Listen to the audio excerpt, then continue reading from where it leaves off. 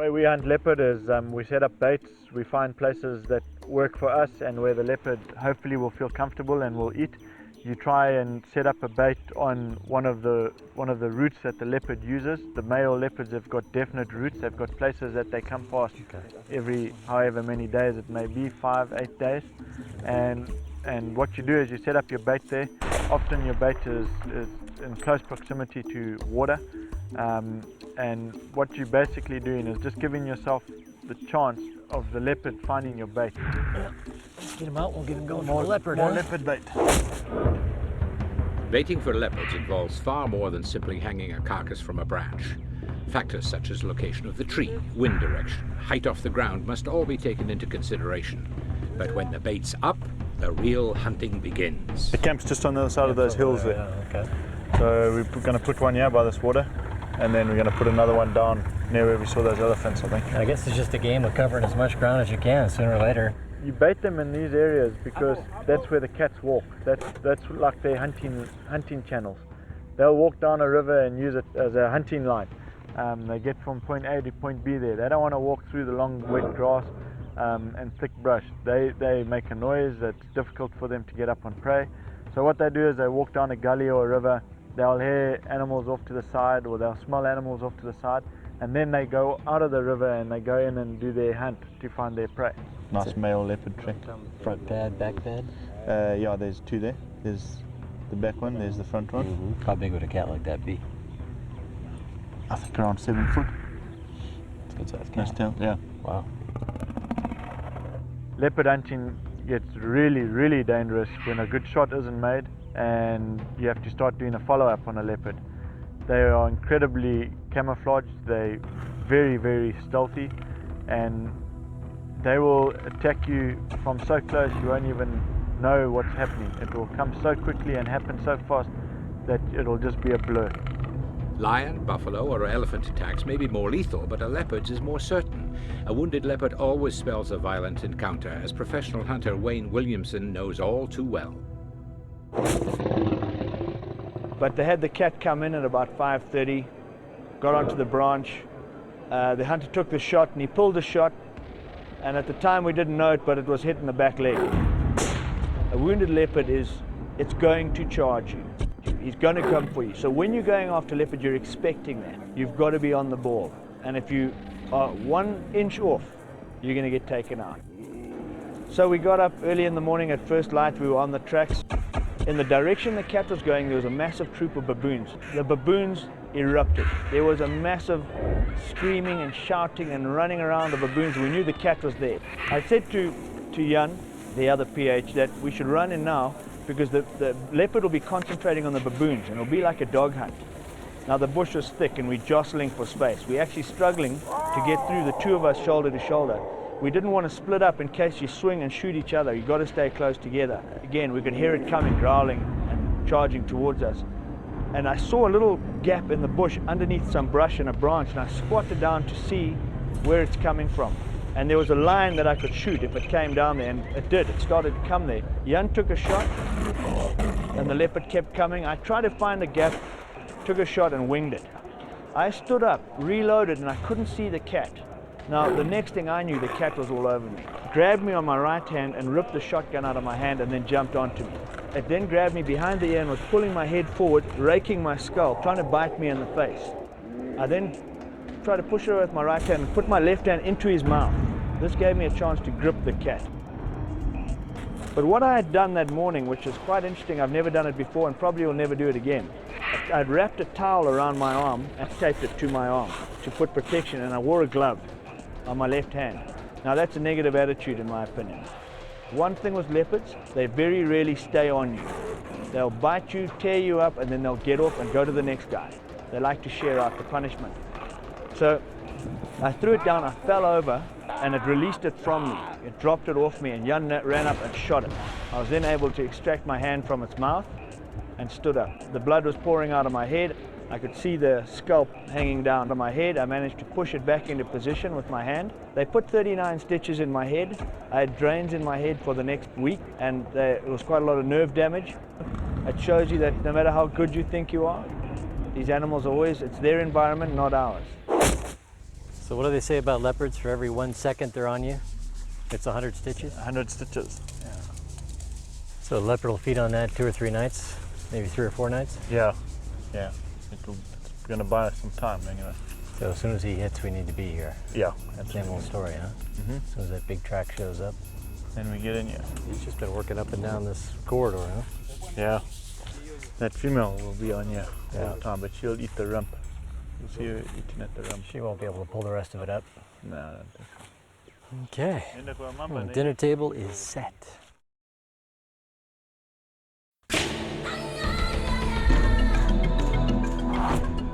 Tanzania's Selous Game Reserve must remind the leopard of the way all the world was once upon a time.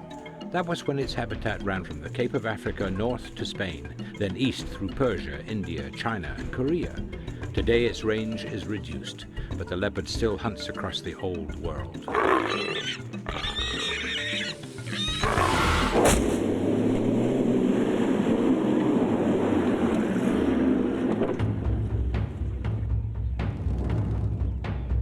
Whew. Look at that. That's a big male cat. This is the one he's been hoping for. And he's crunching bone, which typically the females won't do. But this is a big cat, big track. This is exactly what we've been waiting for right here. Hot damn. The way the bait's eaten is often tells you a lot about the leopard you're hunting. A female, she will go straight for the meat, the easy meat. Whereas a male will start breaking ribs and eating around the neck and the spine.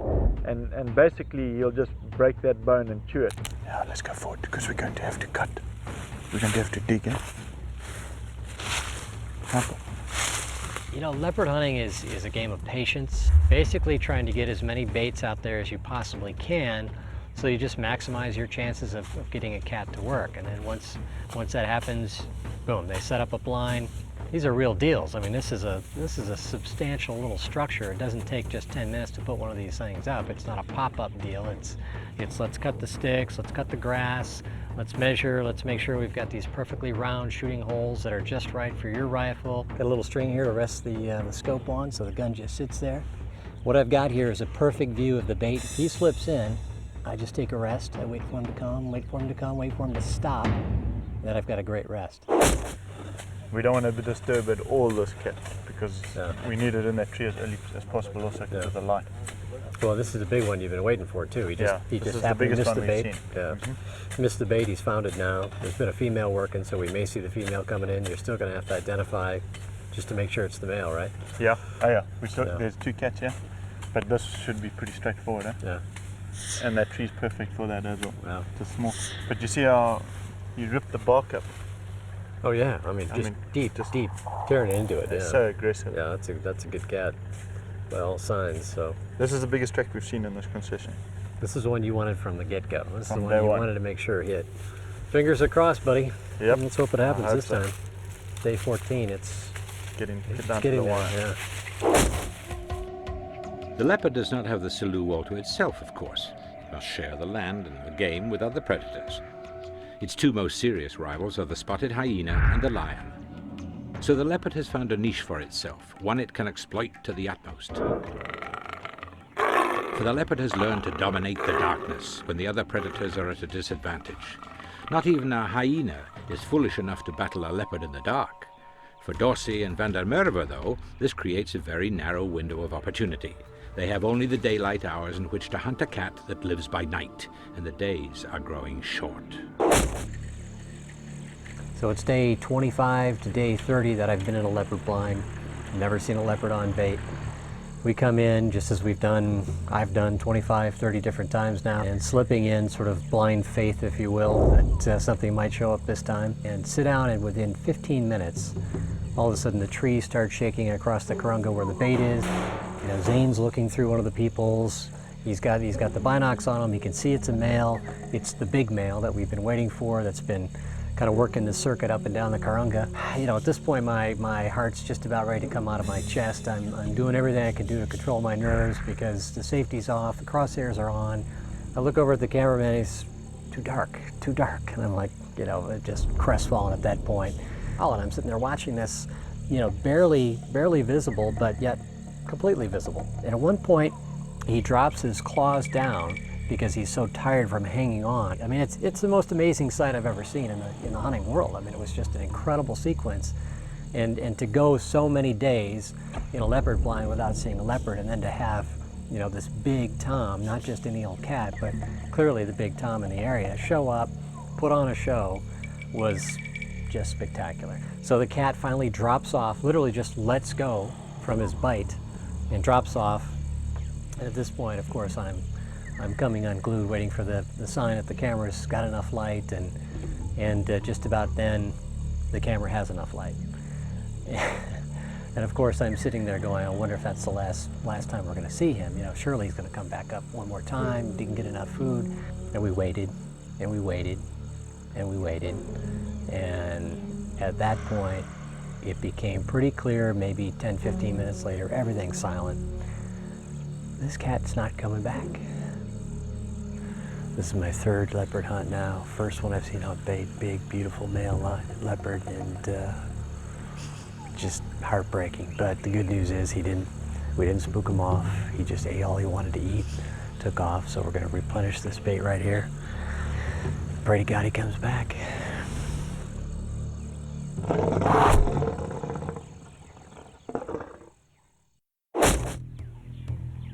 The famous P.H. Harry Selby once said, "Leopards do strange things to people's personalities." Host and author Chris Dorsey can definitely be forgiven if they've done something to his. This hunt in Tanzania's Selous Game Reserve represents over 3 solid weeks spent in leopard blinds during the course of 3 safaris. Hundreds of hours of tension-filled waiting without a shot. And then, bad luck. This is mile 212 checking baits going from one end of this concession to the other. And we've got 2 baits right now that are pretty active. We know we've got one really good tom working, and we think he's going to come back, and we think he's going to come back maybe tonight. So we're going to head there right now and check. And if he's there, we'll be ready for him this afternoon. God willing, and the creek don't rise anyway. Yep. It's very, very frustrating. There's a lot of driving, there's a lot of work that goes into baiting and blind building and getting a leopard onto bait. And then to have him not jump up the tree one last time when it could have worked out, very, very frustrating. You're hunting a very elusive cat. It's pretty much a nocturnal animal. You're trying to shoot it in daylight. They're very, very shy and secretive as it is. We were actually lucky to get a chance at a leopard, and on a safari, in a 14-day safari or 21-day safari, even a good leopard area like this, you still might only get one chance at shooting that leopard. Okay, go ahead. That's him, Chris, take him.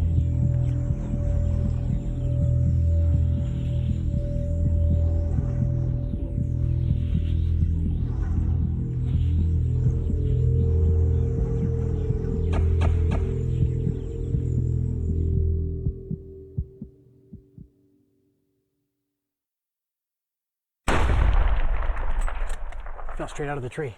Good shot. I saw the golden pouch, man. Yep. I kept signaling. I didn't know if you were going to come up or not. You were right here looking through. I was just looking through the gap. I didn't got there. Holy shit. Got in You at we fine, got this guy? Yeah, man. Well done. I can't believe it. The only shot at a leopard is when it's standing broadside and its shoulder and its heart lung area are clearly exposed. Wounded leopards don't offer second shots, but it looks like Dorsey's made his first one count. 25 days at a blind, this cat finally shows up. I can't believe it. I mean, I thought this hunt was over. 2 days ago, we had a chance. He was there for a second and then gone. Okay, go ahead. That's him, Chris, take him. All the hunting I've done anywhere in the world, this is definitely the most rewarding hunt I've ever been on, because it's had so many highs and lows. I mean, we were down to utter despair at one point, and then to have this cat show up literally the 11th hour, just big and bold and beautiful on that limb, it's incredible, just incredible. We got him. Damn. We freaking got him.